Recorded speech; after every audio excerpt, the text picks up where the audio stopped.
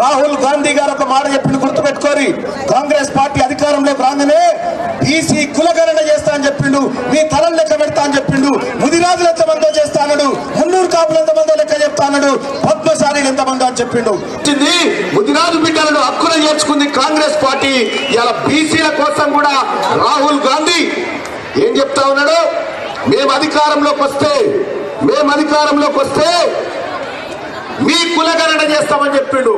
ఈ గద్వాల కాడ ముదిరాజులు ఎంతమంది, వాల్మీకి బోయలు ఎంతమంది, మున్నూరు కాపులు ఎంతమంది, గౌడలు ఎంతమంది, పద్మశాలీలు ఎంతమంది, సాకలి మంగలి కుమ్మరి కమ్మరి, ఇట్లా మీ కులాలన్నీ లెక్కబెట్టి ఈ బడ్జెట్ లో మీకు ఎన్ని పైసలు ఇస్తాయి అన్ని తీసి మీకు ఇవ్వడానికి పోతా ఉన్నది కాంగ్రెస్ పార్టీ. నా బీసీ సోదరులారా, నా బీసీ బిడ్డలారా, ఒక మాట చెప్తా.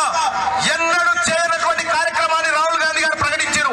ఏమంటుండు, కాంగ్రెస్ పార్టీ అధికారంలోకి రాగానే మీ కులాలను లెక్క పెడతా అని చెప్పిండు, మీ జాతులను లెక్క పెడతా అని చెప్పిండు. ఇలా పొద్దుగాల రాహుల్ గాంధీ గారు ముదిరాజులు ఎంతమంది ఉన్నారు, గౌడలు ఎంతమంది ఉన్నారు, పద్మశాలీలు ఎంతమంది ఉన్నారు, ఈ లెక్కలు చేసి మీ మాట మీకు ఇష్టమిద్దా అని చెప్పి చెప్తా ఉన్నాడు.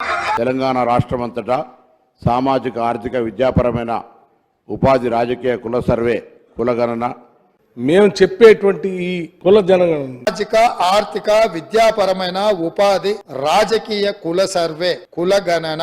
The question is that the government resolution is before the house. Those who are for the resolution, please say aye. Those who are against, please say no. Please say no. Ayes have it. The resolution is adopted.